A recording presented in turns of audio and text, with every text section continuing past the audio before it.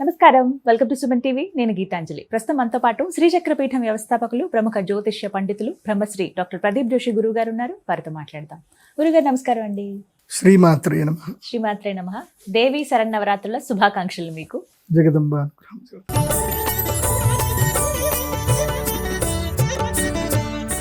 గురుగారు, మరి ఈసారి చాలా విశేషం అని చెబుతున్నారు. నవరాత్రులు 11 రోజులు అమ్మవారిని చాలా చక్కగా పూజించుకోవచ్చు అని చెప్తున్నారు. ఒకే తిథి 2 రోజులు ఉండడం వల్ల అసలు ఏమిటి ప్రత్యేకత? అలాగే ఎవరైతే అమ్మవారి పూజ చేసుకుందాం అనుకుంటారో ఈ నవరాత్రుల్లో ఎలా చేసుకోవాలి? మొదటిసారి ప్రారంభించుకుంటున్నామండి మేము, ఇప్పుడే ఏమైనా నియమాలు ఉన్నాయా? కలశం పెట్టుకోవాలా? అఖండ దీపం పెట్టాలా? ఇలా చాలా సందేహాలు ఉంటాయి. వీటి గురించి మాట్లాడదామండి. శ్రీ గురుభ్యో నమః. శ్రీమాత్రే నమః. శివశక్త్యా యుక్తో యది భవతి శక్త ప్రభవితుం న చేదేవం దేవో న ఖలు కుశల స్పందితుమపి అతస్త్వామారాధ్యాం హరిహర విరించాదిభిరపి ప్రణంతుం స్తోతుం వా కథమకృత పుణ్య ప్రభవతి. శ్రీమాత్రే నమః. దేవీ నవరాత్రులు, దీన్ని శరన్నవరాత్రులు అంటారు. నవరాత్రుల్లో అత్యంత శ్రేష్టమైనటువంటిది, అగ్రగణ్యమైనటువంటిది, సులభమైనటువంటిది, శీఘ్ర ప్రసన్నము కలిగించేటువంటి నవరాత్రుల్లో దేవీ నవరాత్రులు శరన్నవరాత్రులు. ఎందుకోసమంటే సహజీవ శరదాం శతం అని మనకి పెళ్లి మంత్రాల్లో చెప్తారు. అంటే శరదృతువు ఎలాగైతే ఉంటుందో అలా మీరు ఎప్పుడు కూడా జీవితాంతం అలా కలిసి ఉండండి, శరదృతువులాగా మీ జీవితం గడిచిపోవాలి అంటారు. శరదృతువు అంటే అర్థం ఏంటంటే ఇట్స్ అ బ్యాలెన్స్డ్ ఋతువు అనమాట. అంటే శరదృతువులో ఎండ కొడుతుంది, వర్షము పడుతుంది, చలి పెడుతుంది.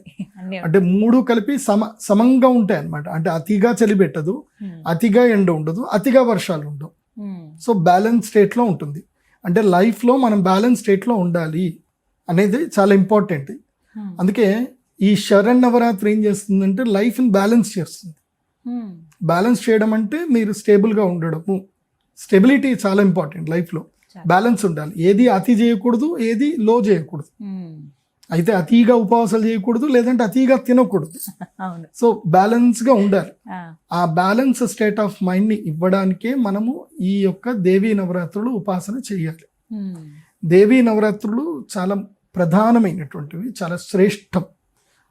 అమ్మవారికి ఒక పేరు ఉంటుంది, సద్యప్రసాదిని, విశ్వసాక్షిని, సాక్షివర్జిత అని అమ్మవారి పేరు. నవరాత్రి ఉపాసన చేసేటువంటి వాళ్ళు లలితా సహస్రనామములో ఈ పేరుని బాగా గుర్తుపెట్టుకోండి. ఈ పేరుని మీరు ఎంత మనసులో తెచ్చుకుంటే అమ్మ మిమ్మల్ని అంత తొందరగా అనుగ్రహిస్తుంది. సత్యప్రసాదిని, విశ్వసాక్షిని, సాక్షివర్జిత. అంటే అమ్మ నీవు సద్యప్రసాదిని అంటే శీఘ్రంగా, సద్య అంటే ఇలా అడగగానే అలా ఇచ్చేస్తాం. డిలే లేదు అక్కడ, నో డిలే ప్రాసెస్. సద్యప్రసాదిని. విశ్వసాక్షిని, పోనీ నీకెవరైనా సాక్ష్యం ఏమైనా నేను చెప్పాలా, నీకెవరైనా నేను రుజువులు ఏమైనా చూపించాలంటే అవసరం లేదమ్మా. విశ్వసాక్షిని, నువ్వు సమస్త విశ్వమంతా నీవే ఉన్నావు, నీవే సాక్షిభూతమై ఉన్నావు. కాబట్టి నేను నీకు ఏ సాక్ష్యం చూపించాల్సిన అవసరం అయితే నాకు లేదు. అంటే మనకి ఇంకా నిరూపించుకోవాల్సిన అవసరం లేదు. అమ్మ నీ పూజ చేశాను అని చెప్పి మనం నిరూపించుకోవాల్సిన అవసరం లేదు. మనం ఇలా పూజ చేస్తాం, ఆమె అక్కడనే సాక్షిభూతంగా ఉంటుంది. సో ఆమెకి సాక్షి వర్జిత, ఆమెకి ఏ సాక్షి అవసరం లేదు, సాక్ష్యాలు చూపించాల్సిన అవసరం లేదు. సో ఇది చాలు మనకి. అంటే అమ్మ అనుగ్రహం, అమ్మ మా దగ్గరనే ఉంది, మనకి తొందరగా అనుగ్రహిస్తుంది అని చెప్పడానికి ఈ 3 నామాలు ఎక్కువగా ఉపయోగపడతాయి. సద్యప్రసాదిని, విశ్వసాక్షిని, సాక్షివర్జిత. సో ఇలా అమ్మవారిని ఈ పేరుతోటి తలుచుకుంటూ లలితా సహస్రనామం చదువుకుంటూ నిత్యము ఈ నామాన్ని మనసులో అనుకుంటూ దేవీ నవరాత్రి ఉపాసన చేయగలరు. ఉపాసన విధి విధానంలో ఏంటంటే మొట్టమొదటిగా ఎలా చెయ్యాలి అనేది చెప్తాను, జాగ్రత్త వినండి, ఇది అందరూ పాటించండి. 1, 21వ తారీఖు మహాలయ అమావాస్య ఉంటుంది. ఈ 21వ తారీఖు ఏం చేయాలి? ఎవరైతే తమ ఇంట్లో నవరాత్రులు చేసుకుందాం అనుకుంటున్నారో 21వ తారీఖు మొత్తం కూడా ఇంట్లో స్వచ్ఛ భారత్ కార్యక్రమం పెట్టుకోవాలి. ఇల్లు మొత్తం కూడా బూజు లేకుండా ఇల్లు అంతా నీట్గా కడిగేసుకోవాలి. 21 మొత్తం క్లీన్ చేసుకోవాలి. అమావాస్య రోజే అన్ని క్లీన్ చేసుకోవాలి. క్లీన్ చేసుకొని కొన్ని సాంప్రదాయాల్లో, అంటే శ్రీ విద్యా సాంప్రదాయంలో, కొన్ని సాంప్రదాయంలో అనుష్ఠానం చేసుకునేటువంటి వాళ్ళు మహాలయ అమావాస్య రోజు నుంచే వాళ్ళ నవరాత్రి దీక్ష ప్రారంభమైపోతుంది. అంటే మహాలయ అమావాస్య రోజు రాత్రే, అమ్మవారికి ముందు రోజే, ఈ మహాలయ అమావాస్య రోజే అమ్మవారి శ్రీచక్రానికి పసుపు కుంకుమ నీళ్లతోటి అభిషేకం చేసి వాళ్ళు అనుష్ఠాన విధి ప్రారంభం చేసుకుంటారు. నెక్స్ట్ రోజుకి ముందుగా కొన్ని విధులు ఉంటాయి, శ్రీ విద్య వాళ్ళకి మాత్రం ఉంటుంది, అందరికీ అవి వర్తించు. అందుకే మీరు శృంగేరి శంకరమఠం వెళ్ళారనుకోండి, మీరు ఇప్పుడు నల్లకుంటలో ఉంటుంది హైదరాబాద్లో అయితే కనుక, భాగ్యనగరంలో నల్లకుంటలో శృంగేరి శంకరమఠం ఉంటుంది. అక్కడ మీరు వెళితే శారదాంబ అమ్మవారికి మహాలయ అమావాస్య రోజు జనాలు పోటెడతారు, అక్కడ విపరీతం ఉంటారు. ఆ రోజు అమ్మవారికి మహాలయ అమావాస్య రోజు నిజరూప దర్శనము, అభిషేకాలు, స్వర్ణగౌరి అమ్మవారికి దర్శనము చాలా అద్భుతంగా ఉంటుంది.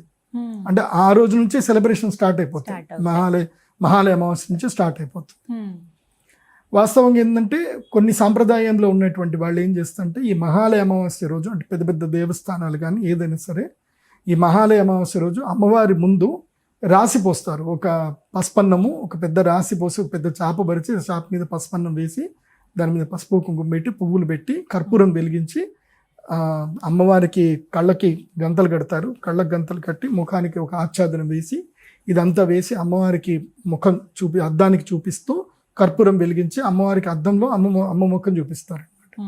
అంటే మహాలయ అమావాస్య రోజు అమ్మవారు విపరీతమైన ఆకలితోటి ఉంటుంది అని అంటారు కొన్ని సాంప్రదాయ ప్రకారం. అందుకే గ్రామ దేవతలకి ఎవరైనా ఉంటే వాళ్ళు ఈ మహాలయ అమావాస్య రోజు ఇందాక నేను చెప్పిన విధంగా, అంటే గ్రామంలో ఇప్పుడు ఏదో ఊరుందట, ఆ ఊర్లో అందరూ చనిపోతున్నారు, అలాంటి ఊర్లు ఏవైనా సరే ఊర్లో ఏదైనా అన్ఎక్స్పెక్టెడ్ థింగ్స్ జరుగుతున్నాయని అంటే ఈ మహాలయ అమావాస్య రోజు అమ్మవారికి 11 కిలోల బియ్యముతో అన్నం వండి, పసుపన్నం వండి, అంటే అన్నం వండేటప్పుడే పసుపు, నెయ్యి, బెల్లం వేసి వండి అమ్మవారి ముందు ఒక పెద్ద చాప పరిచి, అంటే అమ్మవారికి ఒక పసుపు బట్ట కప్పి ముందు ఒక చాప పరిచి, దాని మీద అన్నం పసుపు రాసిన మొత్తం కూడా వేసి, ముందు ఒక పెద్ద అద్దం పెట్టి, దానిలో దీపాలు ఇది ఉంటుంది కదా, పూర్ణవతి దీపాలు ఉంటాయి కదా, దీపం పెట్టి పెద్ద దీపం వెలిగించి, కర్పూర దీపం వెలిగించి, అప్పుడు అమ్మవారికి ఆచ్ఛాదనం చేసి, అమ్మ నైవేద్యం తీసుకో అమ్మ, మా గ్రామ దేవత, మాకు ఏ అరిష్టాలు రాకుండా చూసుకో అమ్మ అని అమ్మవారికి నివేదన చేయాలి. ఆ తర్వాత ఆ అన్నం మొత్తం కూడా పక్షులకి ఎక్కడైనా పెట్టేస్తే పక్షులు తినేటట్టుగా చూడాలి, గోవు లేకపోతే పక్షులు, అంతే. ఇది చేస్తే గనక అరిష్టం అంతా కూడా పోతుంది. ఎందుకోసం అంటే మహాలయ అమావాస్యని అరిష్టం పోవడానికి చేసుకోవాలి. కాబట్టి ఇంట్లో మొత్తం కూడా ఇల్లు అంతా క్లీన్ చేసుకోవడం, పూజ గది అంతా క్లీన్ చేసుకోవడం. చిన్న సందేహం గురుగారు, ఆ రోజు పెద్దలకి పెట్టుకోవడం అవన్నీ ఉంటాయి కదండి, అవి కూడా చేయాలి మళ్ళీ కదా. అవి చేసి ఇవి కూడా చేసుకోవాలి. పెద్దలకు పెట్టాల్సినవి పెద్దలకి పెట్టాలి, చేయాల్సినవి అన్ని చేసి మధ్యాహ్నం తర్వాత ఇంకా ఈ స్వచ్ఛ భారత్ కూడా స్టార్ట్ చేసుకోవాలి, ఇల్లంతా క్లీన్ చేసుకోవాలి. చాలా మంది ఇళ్లలో నేను చూస్తూ ఉంటాను, వాళ్ళు ఫోటోలు ముట్టరు, ఏదో భయపడతారు, అదేదో విచిత్రంగా. ఆ ఫోటోల మీద మొత్తం బూజంత అలాగుంటుంది, బల్లులు కాపురం పెడతాయి ఫోటోలు వెనుక, మొత్తం బూజంత ఉంటుంది, విగ్రహాల దగ్గర అంతా అట్లాగే ఉంటుంది. అవే తీయాలి, ఫోటోలు మొత్తం తీయాలి, క్లీన్ అంతా చెయ్యాలి. మహాలయ అమావాస్యకి మొత్తం క్లీన్ చేసుకోవాలి, ముందు రోజే అంతా శుభ్రం చేసుకొని ఇంకా తోరణాలు అన్ని సిద్ధం చేసుకొని తోరణాలు కట్టుకోవాలి. ఇక నవరాత్రి రోజు ఏం చేయాలి? మొదటి రోజు ఎవరైతే దీక్ష తీసుకోవాలనుకుంటున్నారో వాళ్ళు లేచి తలస్నానం చేయాలి. తర్వాత ఉతికిన బట్టలు లేదా కొత్త బట్టలు ఏవైనా సరే మంచి బట్టలు కట్టుకోవాలి. ఇక్కడ సంకల్పానికి ముందే సిద్ధం ఏం చేసుకోవాలి అని అంటే, కలశం తీసుకోవాలి, అమ్మవారి మోము ఉంటే మోము తీసుకోవాలి, కలశము అమ్మవారి మోము తీసుకొని సిద్ధం చేసుకోవాలి. కలశ స్థాపన చేసుకోవాలి. ఒక పసుపు రంగు వస్త్రం కానీ, ఎరుపు రంగు వస్త్రం కానీ, తెలుపు వస్త్రం కానీ, నలుపు నీలము పనికిరాదు, మిగతా ఏ వస్త్రం అయినా సరే ఓకే. ఆ వస్త్రం పరిచి దానిపైన బియ్యం వేసి, దానిపైన అష్టదళ పద్మంలాగా తమలపాకులు 8 వైపులు 8 దిక్కులు 8 తమలపాకులు పెట్టాలి. పెట్టి మధ్యలో బియ్యం వేసి, బియ్యము కానీ, గోధుమలు కానీ, రాగులు కానీ, జొన్నలు కానీ, మీరు ఏ ఆహార పదార్థాలు తింటే అవి వేసుకోవచ్చు. బియ్యమే వేయాలని రూల్ ఏం లేదు. తర్వాత అక్కడ కలశాన్ని పెట్టాలి. కలశం పెట్టి, కలశం మీద కొబ్బరికాయ పెట్టి, అమ్మవారి యొక్క అమ్మవారి మోము ఆ కలశానికి చక్కగా పెట్టి చీరలా కట్టి కలశాన్ని సిద్ధం చేసుకోవాలి. గురుగారు, మరి ఎలాంటి కలశం పెట్టుకోవాలండి? చాలా మందికి ఇదే సందేహం, ఎటువంటి కలశం ఉండాలి అంటే, ముందు పూజలు ఇప్పుడు గణపతి పూజ అప్పుడు కానీ, వరలక్ష్మి వ్రతం అప్పుడు కానీ పెట్టుకునేటువంటి ఆ కలశాలేనా, వేరే ఏమన్నా ప్రత్యేకంగా పెట్టుకోవాలా అని అడుగుతూ ఉంటారు. ఇప్పుడు కలశం అంటేనేమో ఇలాంటి కలశం పెట్టుకోవాలి. ఇది కలశానికి ఇది శాస్త్రీయ వచనం ప్రకారం ఇట్లాంటిదే కలశం అంటే. సో పూజల్లో ప్రధాన కలశం ఎప్పుడైతే ఉంటుందో ఇట్లాంటి కలశమే పెట్టుకోవాలి. మిగతాదన్నీ కూడా వేరే ఉప కలశాలు, ప్రధాన కలశము, కలశాలకు కూడా రూపాలు ఉంటాయి, ఆ రూపాన్ని బట్టి కూడా ఉంటుంది. ఆగమ శాస్త్ర ప్రకారం ఇలాంటిదే కలశం పెట్టుకోవాలి. ఇలాంటి కలశం పెట్టుకుని దీని మీద కొబ్బరికాయ పెట్టుకోవాలి. ఇదిగో అమ్మవారి యొక్క రూపు, ఇలాంటి రూపు భలే. ఇది సిల్వర్ లో ఉంటుంది, సిల్వర్ లో తయారు చేపించి పెట్టాము మేము. చాలా మంది మా భక్తులు వచ్చి అడిగి తీసుకెళ్తారు. సో ఈ రూపం ఉంటుంది, అమ్మవారి రూపం. చూడండి ఎంత బాగుంది అమ్మవారు. చాలా ముద్దుగా ఉంది అసలు. ఇది మేము ప్రత్యేకంగా తయారు చేయించాము మేము. ఆ. ఇది తయారు చేపించి పెట్టాము. ఎవరికైనా భక్తులు కావాలంటే మొత్తం అంతా కలిపి ఒక ప్యాకేజ్ లో ఇస్తాం మేము. మా పీఠంలో ప్యాకేజ్ లో ఇస్తాం. ఆహా. అంటే కలశము, అమ్మవారి మోము, శ్రీచక్ర స్ఫటికలింగము, శ్రీచక్రం బిళ్ళ, తర్వాత కలిపి. ఒక ప్రవాళ గణపతి, తర్వాత జపం చేసుకునే మాల, మెడలో వేసుకునే పగడాల మాల, ఇవన్నీ కలిపి ఒక ప్యాకేజ్ లో ఇస్తాం. ఓ. అందరూ కూడా తీసుకోవచ్చు, కొరియర్ లో చేసి చేస్తాం, తీసుకోవచ్చు కూడా. ముందుగానే ఎవరైతే కావాలనుకుంటున్నారో వాళ్ళు ఈ విధంగా ఒకసారి కాల్ చేయండి, గురువు గారి నెంబర్ కాల్ చేస్తే మీకు ఇవన్నీ కూడా మీ అందరి కోసం అని చెప్పి అమ్మవారి గురించి మాకు అడిగారు కాబట్టి, మేడం గారు అడిగారు కాబట్టి గీతాంజలి గారికి అమ్మవారిది ప్రసాదంగా ఇస్తున్నాను నేను. తీసుకోండి మీరు. ఈ కలశం కూడా తీసుకోండి. సంతోషం అండి, థ్యాంక్ యూ. దసరాకి ముందే వచ్చేసింది అమ్మవారి నా దగ్గరికి. పసుపు గౌరిని తయారు చేసుకోవాలి. తర్వాత నవగ్రహాలు, అష్టదిక్పాలకులు, దీనితో పాటు నవదుర్గలని కూడా అక్కడ అదే దాంట్లో మనం ఏం చేయాలంటే 8 అష్టదళ పద్మం వేయాలి. 8 దళాలు, 8 పోకలు, 8 గౌరమ్మలు, మధ్యలో ఒక గౌరమ్మ ఒకటి. అంటే నవదుర్గలని కూడా ప్రతిష్టాపన చేసుకోవాలి. నవదుర్గలు పసుపుతోటి నవదుర్గలు చేసుకోండి. నవదుర్గలు చేసి వక్క, ఖర్జూర పండు, బాదాము అవి కూడా పెట్టాలి. పెట్టి ఇటు నవదుర్గలు, ఒకవైపు నవగ్రహాలు, చుట్టూ అష్టదిక్పాలకులు, పంచలోక పాలకులు, దేవతలు అన్నీ కూడా ప్రతిష్టాపన చేసుకొని ఇక పూజ చేసుకోవాలి. పూజ చేసేటప్పుడు మొట్టమొదటిగా ఏంటంటే సంకల్పం చేసుకొని నేను నవరాత్రుల్లో అమ్మవారి అనుగ్రహం కొరకు ఇంకా ఉంటుంది కదా, క్షేమ స్థైర్య ధైర్య వీర్య అభయ ఆయురారోగ్య అష్టైశ్వర్యాది అభివృద్ధి అర్థం అని అన్నీ చెప్పుకొని ఈ సంవత్సరం లోపల నవరాత్రుల్లో నేను విశేషంగా అమ్మవారి యొక్క అనుగ్రహం కొరకు మాత్రమే పూజ చేసుకుంటున్నాను. నా వరకైతే నేనేం చెప్తాను అంటే కోరికలు కోరద్దని చెప్తా. నేనైతే కోరికలు కోరద్దని చెప్తా. ఎందుకోసమంటే బుద్ధి కర్మానుసారేణ అంటారు. ఏంటి? బుద్ధి కర్మానుసారేణ. మన బుద్ధి అవే కోరికలు కోరుకుంటుంది, మన కర్మను బట్టి బుద్ధి కోరికలు కోరుకుంటుంది. అంటే మనకి ఇంతే రావాలి అని అనుకున్నప్పుడు మనం అమ్మవారిని అడగొద్దు. అమ్మకి తెలుసు ఏది ఇవ్వాలో, మొత్తం అమ్మకి తెలుసు. అమ్మకి అన్నీ తెలుసు. సో మనం ఏది అడగొద్దు. ఇప్పుడు కడుపులో పిండం ఉంటుంది, ఆ పిండాన్ని ఎట్లా పెంచాలి అనేది కన్న తల్లికి తెలియదు, కానీ లోకమాతకు తెలుసు కదా. పిండం గట్టిగా ఎట్లా తయారైపోతుంది, ఇంత మైక్రో నుంచి ఒక పెద్ద పిండం ఎలా తయారవుతుంది, అది ఒక గర్భంలో కాదు అన్ని గర్భాల్లో అందరికీ తయారవుతుంది. ఎవరు చేస్తున్నారు? లోకమాతను చేస్తుంది కదా. అలాంటి అమ్మని ఏది అడగొద్దు. అమ్మ నీ అనుగ్రహం చాలు. ఏంటి? నీ అనుగ్రహం చాలు అనాలి. అమ్మ అనుగ్రహాన్ని మించింది ఈ ప్రపంచంలో ఏది లేదు. మిగతా అన్ని చాలా చిన్నవి, జుజుబి అంత, అది అసలు లెక్క కాదు, ఈ జన్మ కాదు. అమ్మ అనుగ్రహం ఉంటే నువ్వు ఈ జన్మకే నాకు ఈ కష్టం ఉంది, నేను ఇల్లు కట్టుకోవాలి, నేను అది కావాలి ఇది కావాలని నువ్వు ఈ జన్మకు అడిగినావు అనుకో, ఎట్లుంటుంది అంటే మనము ఇంత పెద్ద ధనరాశి దగ్గరికి పోయి ఒక బకెట్లో నీళ్లు తీసుకొని పోయి తెచ్చుకున్నట్టు ఉంటుంది అంతే. ఆల్రెడీ అమ్మ సాగరం అంత ప్రేమ మనకి ఇస్తుంది అంటే బకెట్లో నీళ్ళు మాత్రం ఇస్తే చాలు అని అంటే ఎంత విడ్డూరంగా ఉంటుంది. అందుకే విశేషత దేవి అనుగ్రహత సిద్ధ్యర్థం, అమ్మవారి యొక్క అనుగ్రహం కావాలంతే. దేవి సాన్నిధ్యత సిద్ధ్యర్థం, అమ్మవారి యొక్క సాన్నిధ్యం దొరకాలి. ఇంతకు మించింది లేదు. ఇంకా కోరిక ఇదే కోరుకోండి, ఇంతకు మించి ఏం కోరకండి. ఏవి కోరుకున్నా అవన్నీ జుజుబీలు అమ్మవారి ముందు. నాకు తెలుసు కదా, బికాస్ నేను సెల్ఫ్గా ఎక్స్పీరియన్స్ చేస్తున్నా కాబట్టి చెప్తున్నా. నేనైతే నా జీవితంలో ఎప్పుడు అమ్మవారిని ఎప్పుడు ఏది కోరుకోలే.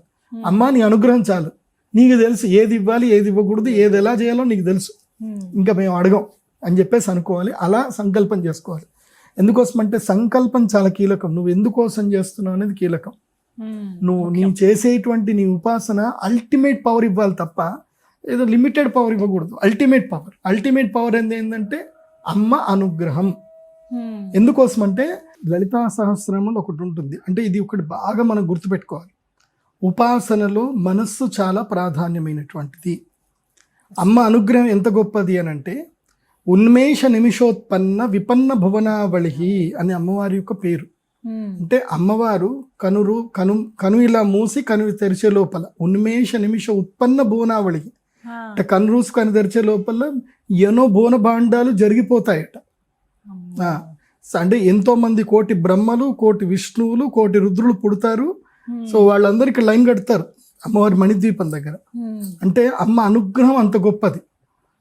మనకి దేవీ భాగవతం వస్తుంది. ఈ దేవీ నవరాత్రుల్లో తప్పకుండా అందరూ చేయాల్సింది ఏంటంటే దేవీ భాగవతము తప్పకుండా చదవాలి.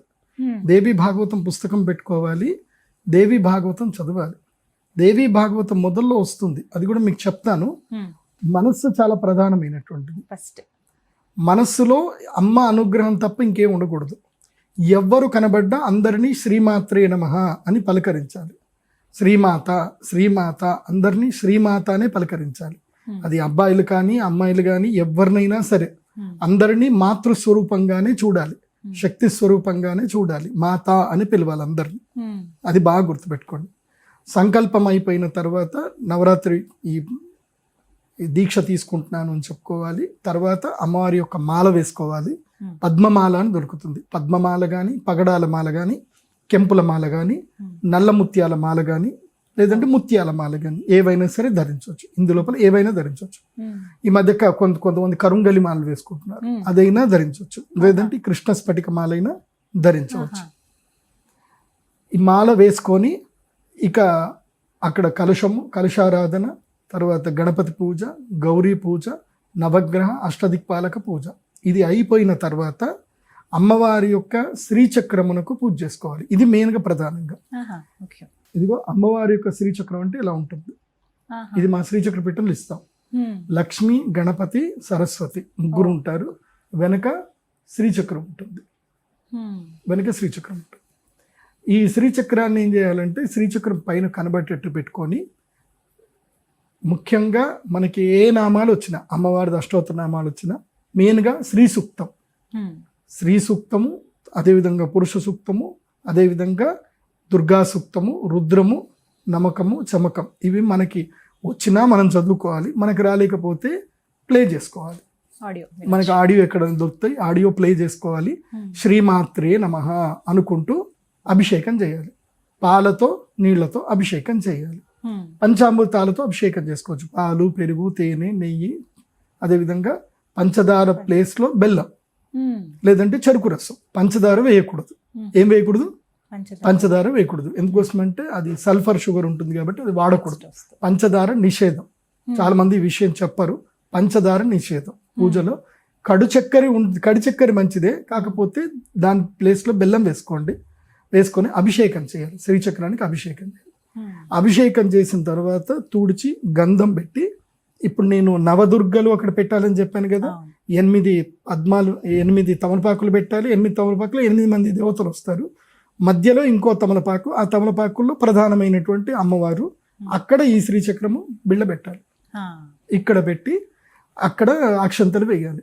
నవరాత్రుల్లో ప్రధానమైన శ్లోకం ఇది. అందరికి కంఠస్థం వచ్చేయాలి ఈ శ్లోకం. ఇప్పుడు చెప్పే శ్లోకం: ప్రథమం శైలపుత్రీ చ, ద్వితీయం బ్రహ్మచారిణి, తృతీయం చంద్రఘంటేతి, కూష్మాండేతి చతుర్థకం, పంచమం స్కందమాతేతి, షష్టం కాత్యాయనీతి చ, సప్తమం కాలరాత్రీతి, మహాగౌరీతి చాష్టమం, నవమం సిద్ధిదాత్రీ చ, నవదుర్గా ప్రకీర్తితాః.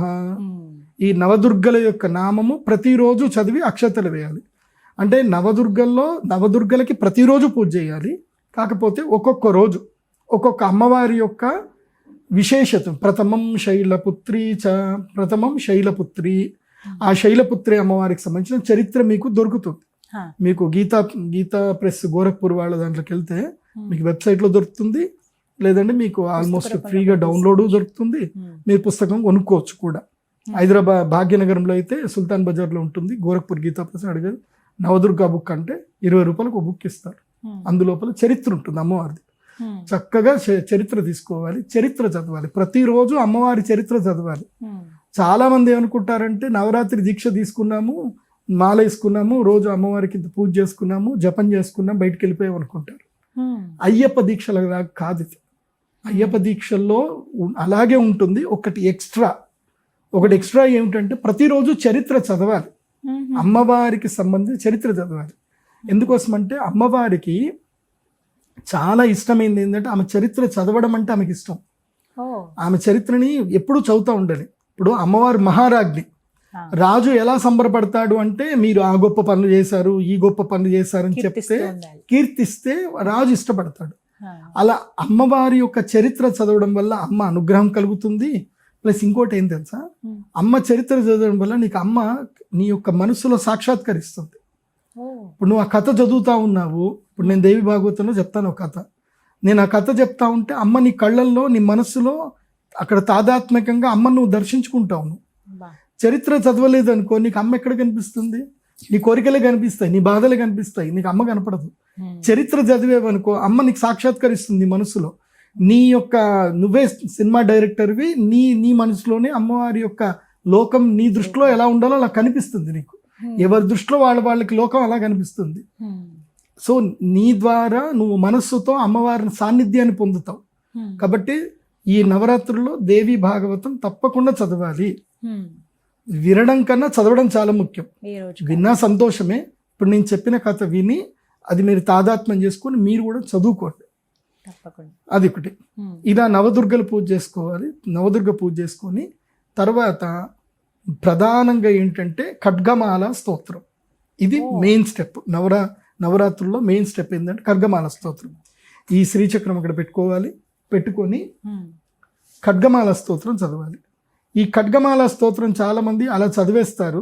అలా కాకుండా ఏంటంటే శ్రీమాతృ శరణం గచ్చామి అనాలి, లేదంటే శ్రీమాతృ శరణం అనాలి ప్రతి ఒక్క నామానికి. ఇప్పుడు అనంగ కుసుమే నమః, అనంగ మధునాతురాయై నమః, అనంగ వేగిన్యై నమః, అనంగాంకుశే నమః, అనంగ వేగిన్యై నమః. ఇలా అమ్మవారి యొక్క చాలా శక్తివంతమైన పేర్లు ఇవి. మీరు ఖడ్గమాల అంటే చాలా సింపుల్ అనుకుంటారు, కానీ చాలా శక్తివంతమైన పేర్లు ఇవి. ఖడ్గమాల స్తోత్రంలో హ్రీంకారాసన గర్భిత నరశిఖాం సౌక్లీం కళాం బిభ్రతీం సౌవర్ణాభరధారిణీం వరసుధా ధౌతాం త్రినేత్రోజ్వలాం వందే పుస్తకపాశమంకుశధరాం స్రగ్భూషితాముజ్వలాం తాం గౌరీం త్రిపురాం పరాత్పరకళాం శ్రీచక్ర సంచారిణీం. శ్రీచక్రములో నిత్య సంచారం చేసేటువంటి ఆ అమ్మవారికి నమస్కారం చేస్తున్నాను చదివి ఖడ్గమాల స్తోత్రం చదవాలి. ఖడ్గమాల స్తోత్రము శ్రీచక్రం మీదనే అక్షంతలు వేస్తూ చదవాలి. ఎందుకోసమంటే ఖడ్గమాల స్తోత్రంలో వచ్చే ప్రతి అమ్మవార్ల పేర్లు శ్రీచక్రములో ఉండేటువంటి త్రికోణాలలో ఉండే శక్తుల యొక్క పేర్లే ఈ పేర్లు. ఒక్కొక్క అమ్మవారికి ఒక్కొక్క అక్షౌహిణి సైన్యం ఉంటుంది. మీరు మణిద్వీప వర్ణన చదవాలి. ఈ నవరాత్రుల్లో మణిద్వీప వర్ణన చదవాలి. మణిద్వీప వర్ణన చదివితే తెలుస్తుంది ఈ అమ్మవారి పేర్లను అక్కడ వస్తాయి. మణిద్వీపంలో అమ్మవార్లు ఎక్కడెక్కడ ఉన్నారు అన్ని విషయాలు వస్తాయి. ఆ విషయాలన్నీ తెలుసుకొని చదవాలి. అలా చదివి ఖడ్గమాల స్తోత్రం అయిపోయిన తర్వాత లేచి హారతి ఇచ్చేసి నైవేద్యం పెట్టాలి. ఏ నైవేద్యం అంటే రోజుకు ఒక ప్రత్యేకమైన నైవేద్యం పెట్టాలి. రోజు ప్రత్యేకమైన నైవేద్యం పెట్టాలి. లేదంటే మీకు శక్తి ఉంది అని అంటే రోజు 5 రకాల నైవేద్యం పెట్టాలి. 5 రకాలు 9 రోజులు 5 రకాల నైవేద్యం పెట్టాలి. వాస్తవంగా నేను శ్రీ విద్య కాబట్టి నేను చేసేటప్పుడు నేను ఎలా చేస్తానో అది చెప్తాను, అలాగే చేసుకోవాలి. సాధకుడు ఎవరైతే ఉన్నాడో సాధకుడే వంట చేయాలి, వేరే వాళ్ళతో చేయించకూడదు. చేస్తే దాంట్లో మళ్ళీ కొంచెం అంత ప్యూర్గా ఉండదు, పర్ఫెక్ట్గా ఉండదు. భార్యతోటి చేయిస్తే చేయించవచ్చు, భార్య లేకపోతే భర్త మాత్రమే తనకు తానుగైతే చెయ్యాలి. ఏం చేయాలంటే సెగడి ఉంటుంది, ఈ లేకపోతే గ్యాస్ స్టవ్ మీదైనా చేయండి, కానీ సెగడి మీద చేస్తే మంచిది. సెగడి అంటే అర్థం ఏంటంటే నిప్పులు పొయ్యి. ఇత్తడి గిన్నెల్లో అన్నం వేయాలి. అన్నం వేసేటప్పుడు 5 పిడికల అన్నం తీసుకుంటూ నమస్కారం చేసుకొని 5 పిడికల అన్నం వేయాలి. దాంట్లో వేసి బియ్యం కడిగి అన్నం పెట్టాలి. అన్నం అయిపోయిన తర్వాత దాన్ని 5 భాగాలు చేయాలి. 5 భాగాలు చేసి ఒక భాగం పెరుగన్నం, ఒక భాగాన్ని ఏం చేయాలి, పెరుగన్నం చేయాలి. ఇంకో భాగంతో ఏం చేయాలంటే పులిహోర చేయాలి. నిమ్మకాయ పులిహోర కానీ చింతపండు పులిహోర కానీ ఒక పులిహోర చేయాలి. ఇంకొక భాగంతో ఏం చేయాలంటే పాయసం చేయాలి. ఏది బెల్లం రసంతో కలిపినటువంటి నెయ్యి వేసి, నెయ్యి కాజులు అవన్నీ కూడా మంచిగా చేసేసి తర్వాత బెల్లం వేయాలి. బెల్లం కరిగిన తర్వాత అందులో అన్నం వేసి అన్నాన్ని కలిపి బెల్లం అన్నం తయారు చేయాలి.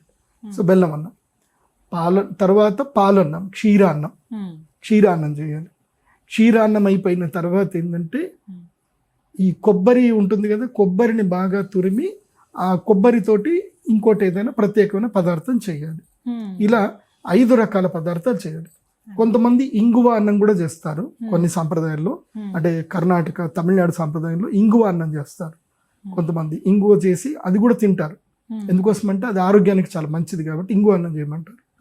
సో ఇంకా లేదంటే కొంతమంది ఇంకా వేరే వేరే చేస్తారు. 5వ దానికి మాత్రం ఎవరిష్టం వాళ్ళది. ఈ 4 అయితే తప్పకుండా చేయాలి. ఎందుకోసం అంటే మనకి మూలాధారాంబుజారూఢ పంచవక్త్రాంశ సంసిద అంకుశాద్రిపరణ వరదాది నిషేవిత ముద్గౌదన సక్తచిత్త సాకిన్యంబ స్వరూపిణి. ముద్గౌదన అంటే ఏంది? పెసరపప్పుతోటి చేసినటువంటి అన్నం. సో కిచిడి చేయాలి. ముద్గౌదన సక్తచిత్త సాకిన్యంబ స్వరూపిణి. అట్లాగే క్షీరాన్న ప్రీతమానస, దద్యన్న ప్రీతమానస, ఇలా అమ్మవారికి పేర్లు వస్తాయి. అక్కడ ఏమేం పేర్లు అక్కడ చెప్పారో లలితా సహస్రనామంలో ఆ మెయిన్ గా 5 అన్నాలు చెప్తారు. ఆజ్ఞా చక్రాబ్జనులయ్య అక్కడ అన్నం చెప్పరు అమ్మవారికి. రాంబుజ కూడా చెప్పరు, అక్కడ అన్నం చెప్పరు. అది బియాండ్ ద నైవేద్యం, అది ఆ స్థాయికి వెళ్ళడం అంటే. సో ఈ 5 చక్రాలకి 5 నైవేద్యాలు చెప్తారు. ఆ 5 నైవేద్యాలు చేయాలి. చేసి అమ్మవారికి నైవేద్య నివేదన చేయాలి. ఇది అంతా కూడా డైలీ ఎర్లీ మార్నింగ్ అయిపోవాలి. డైలీ ఎన్ని గంటల నుంచి? 4 గంటల నుంచి 7 మాక్సిమం 8 గంటల లోపల అయిపోవాలి ఇదంతా కూడా. అంటే వితౌట్ ఎనీ డిస్టర్బెన్స్ ఇవన్నీ కూడా కంప్లీట్ చేసేసుకోవాలి. చేసుకొని మళ్ళీ మీ రెగ్యులర్ డ్యూటీస్లోకి వెళ్ళిపోవచ్చు. మళ్ళీ సాయంత్రం పూట ఏంటంటే జస్ట్ అమ్మవారికి సంబంధించి ఏవైతే కీర్తనలు ఉంటాయో కీర్తనలు చదువుకొని కొబ్బరికాయ కొట్టి నివేదన చేసుకొని, సాయంత్రం పూజ చాలా చిన్నగా ఉంటుంది, పెద్దగా ఉండదు. సాయంత్రం అమ్మవారి యొక్క నామాలు ఎక్కువగా చదవాలి, భజన చేయాలి. తర్వాత అమ్మవారి యొక్క ఇదైతే ఉంటుందో కథ వినాలి లేదా చెప్పాలి. మీరు వింటూ మీ పిల్లలందరూ కూడా చెప్పాలి. ఇది పద్ధతి. వాస్తవం ఏంటంటే మీరు చదువుతూ మీ పిల్లలందరినీ కూడా కూర్చోబెట్టి సాయంత్రం 6:30కో 6 గంటలకో ఇంట్లో వాళ్ళందరినీ కూర్చోమని చెప్పాలి. ఆ ఇంట్లో కర్ణపిశాచిని తీసి పక్కన పెట్టాలి. తర్వాత ఇంకొక భూతం ఉంటుంది. ఏ భూతం? టీవీ అని ఒక భూతం ఉంటుంది, దాన్ని పక్కన పెట్టాలి. ఇవన్నీ పక్కన పెట్టేసి పిల్లలందరినీ కూర్చోబెట్టి పుస్తకం పెట్టుకొని తల్లి లేదా తండ్రి, ముఖ్యంగా తండ్రి చెప్పాలి. తండ్రి కథ చదవాలి. కథ చదువుతూ తాను కథను అర్థం చేసుకొని పిల్లలకు కూడా చెప్పాలి. చెప్పి కథ చెప్పి అమ్మవారి శక్తి ఇది అని అర్థం చేసుకుంటే అమ్మవారికి జయకారాలు చేసి హారతి ఇచ్చి అందరూ ప్రదక్షిణ చేసుకొని మళ్ళీ నిద్రకు ఉపకరించడం, మళ్ళీ తెల్లారులేసి తల స్నానం చేసి మళ్ళీ ఈ విధంగా పూజ చేసుకోవడం. ఈ విధంగా ఈ 9 రోజులు, ఇప్పుడు ఈ సంవత్సరం అయితే కనుక 11 రోజులు, అంటే విజయదశమి వరకు చేసుకోవాలి. విజయదశమి వరకు చేసి విజయదశమి నవరాత్రి రోజున, అంటే ఏదైతే నవరాత్రి రోజు ఉద్యాపన చేయాలి. నవరాత్రి రోజు ఉద్యాపన చేయాల్సింది ఉంటుంది. ఎందుకోసం అంటే ఉత్తర పూజ నవరాత్రి రోజు ఉత్తర పూజ కొంచెం కలుషం జరపాలి, అక్షంతలు వేయాలి. యజ్ఞేన యజ్ఞమైజంత దేవా స్థాని ధర్మాన్ని ప్రథమాన్యాసం తేహనాకమేమ నిత్యపూర్వే సాధ్యాసంతు దేవాహ అని చెప్తే, ఎందుకోసం అంటే విజయదశమి రోజు అమ్మవారికి ఏదైతే కనుక విజయం కదా, అమ్మవారికి జైత్రయాత్ర జరుగుతుంది కాబట్టి దేవతలు అమ్మవారిని రమ్మని చెప్పి పిలుస్తారు అన్నమాట. కాబట్టి అమ్మవారు అక్కడికి కూడా వెళతారు, మన సాన్నిధ్యంలో కూడా ఉంటారు.